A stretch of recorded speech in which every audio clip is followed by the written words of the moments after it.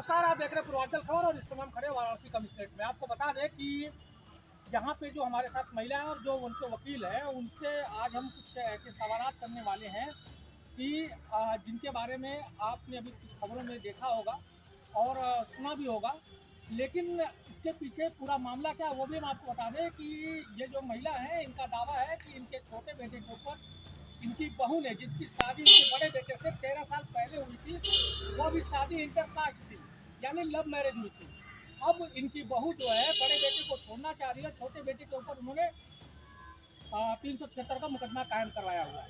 लेकिन सबसे बड़ा सवाल इसमें यह है कि इनके अनुसार पुलिस ने इनके छोटे बेटे को 29 अगस्त को हॉस्पिटल से उठाया था, लेकिन जो FIR दर्ज हुई है वो FIR 1 सितंबर को हुई है और उसमें जो धाराएं लगाई गई है उसमें कुछ धाराएं ऐसी है जिनके बारे में एक अधिवक्ता ही बता सकता है हमें कि आखिरकार ये धारा लगनी चाहिए या नहीं। और सबसे बड़ा सवाल यह है कि गिरफ्तारी हुई, लेकिन लड़के की मां को उससे मिलने नहीं दिया जाता है। शनिवार को अपने अधिवक्ता के साथ जब महिला अपराध ममता रानी से मिलती हैं तो उन्होंने खुद टेलीफोन के द्वारा वहाँ के SHO से बात किया और उनसे उनके बेटे को मिलवाने की बात कही।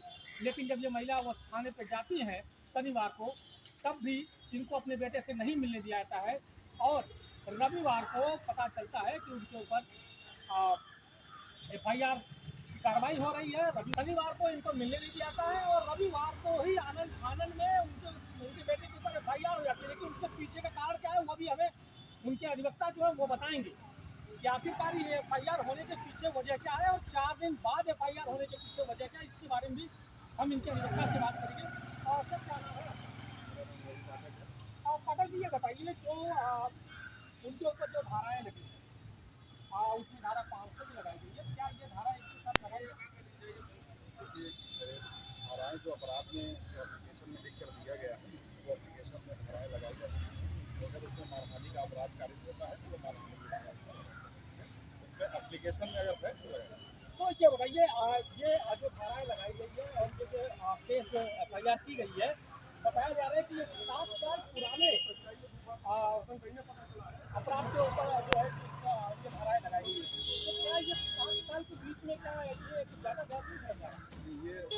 ये तो है जो प्रक्रिया है जो पूरा मामला है वो एक प्रकार से पूरे तरीके से जो पारिवारिक मामला है जो कि 498 दर्ज है, उसके साथ 498 का दर्ज है। 13 साल बाद 498 मैटर को लेकर FIR दर्ज की जाती है जिसमें 376 लगाया गया है, जिससे साफ साफ स्पष्ट होता है कि इसमें कुछ सत्यता जो है इसकी बिना जांच की जो है स्पष्ट नहीं हो सकती है, इसमें जांच किया जाना चाहिए। इसमें मुख्य विषय ये है कि हमारे माननीय मुख्यमंत्री महोदय द्वारा जो सुशासन स्थापित करने की जो बात कही जाती है वह सुशासन कैसे स्थापित होगा जब उस सुशासन को लागू कराने वाले ही कुछ लोग उस सुशासन को बरकरार रखने के लिए जो प्रक्रिया दिया गया है उस प्रक्रिया का पालन नहीं करते।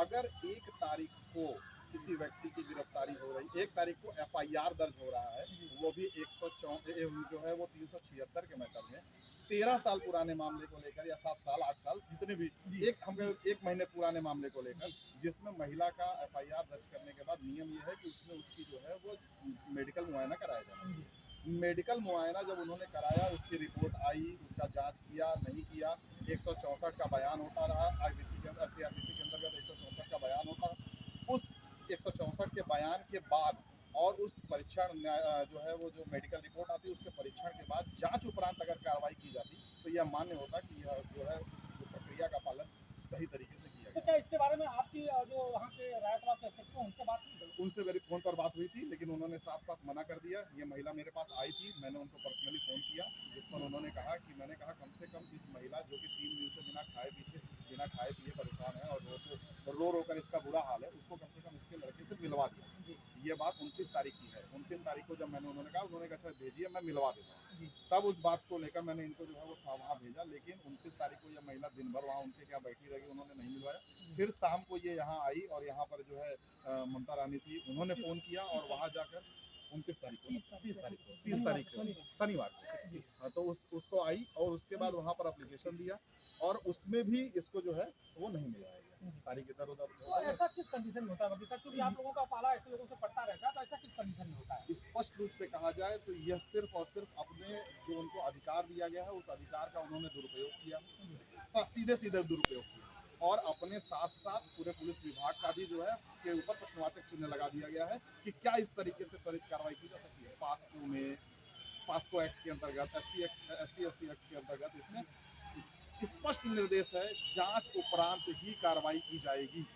लेकिन किसी प्रकार की जांच नहीं की गई। 1 तारीख को गिरफ्तारी दिखाई जा रही है, जबकि 29 तारीख को क्राउन हॉस्पिटल जो चितईपुर अमलेशपुर में है वहां से गिरफ्तारी है। उसके CCTV कैमरा के लिए हम लोगों ने आवेदन दिया है। उसने कहा है वहां पर CCTV कैमरा है, उसको निकलवाया जाए, उससे जांच किया जाए क्या 29 तारीख को वहां उठाए। और 29 तारीख को उठाने के बाद 30 बीत गया, 31 बीत गया, 1 तारीख को आनंद फानंद में दोपहर में जब इतना दबाव बनने लगा, उस समय भी लगातार इनके ऊपर इनके मोबाइल तो पर ऐसा फोन आ क्या रहा था। लगता है कि आखिरकार 1 तारीख को उन्होंने आनंद फानंद में क्यों? सर अब ये जांच का विषय है। हम लोगों ने जो है वो जांच के लिए जो है वो माननीय आज आप यहाँ आप आए थे और आपने मुलाकात किया था, तो उन्होंने क्या कहा आपके साथ? उन्होंने जो है हमारी बात को गंभीरता से लिया है, जिसके हम उनके शुक्रगुजार हैं। उन्होंने कहा है कि इसकी स्पष्ट जांच कराई जाएगी और जो भी दोषी होगा उसके खिलाफ कार्रवाई की जाएगी। हम भी यही चाहते हैं कि जो भी दोषी व्यक्ति हो इसमें उसके खिलाफ कार्रवाई हो और कड़ी से कड़ी कार्रवाई हो, जिससे यह सुशासन व्यवस्था का जो माननीय मुख्यमंत्री महोदय द्वारा जो प्रशासन को लेकर प्रोजेक्ट किया जा रहा है वो सुशासन का राज्य स्थापित हो। धन्यवाद सर। तो आपने देखा कि जो पीड़ित महिला है उनके जो अधिवक्ता है उन्होंने स्पष्ट तौर पे कहा कि जो जोन को एक अधिकार दिया था उस अधिकार का देखने से प्रथम दृष्टया यही लग रहा है कि उसका दुरुपयोग किया गया है। और यहाँ पे आज पीड़ित महिला अपने अधिवक्ता के साथ ज्वाइंट JCP डॉक्टर के एजुकेशन साहब से मिली और उन्होंने यह आश्वासन दिया है कि अगर इस मामले में पुलिस के अगर विभागीय लोग भी सम्मिलित होंगे तो उनके ऊपर भी कार्रवाई होगी, या फिर जो भी दोषी होगा जांच के दौरान जो भी दोषी पाया जाएगा उसके ऊपर कार्रवाई की जाएगी। अब देखना यह है कि क्या JCP के इस कठोर आदेश के बाद क्या राजा तालाब पुलिस स्टेशन सुधरता है या नहीं, मातलदेव चौकी इंचार्ज सुधरते हैं या अपना वही रवैया बरकरार रखते हैं। हमारी नज़र इस खबर पर बनी रहेगी और भी खबरों के लिए देखते हैं पूर्वांचल खबर। नमस्कार।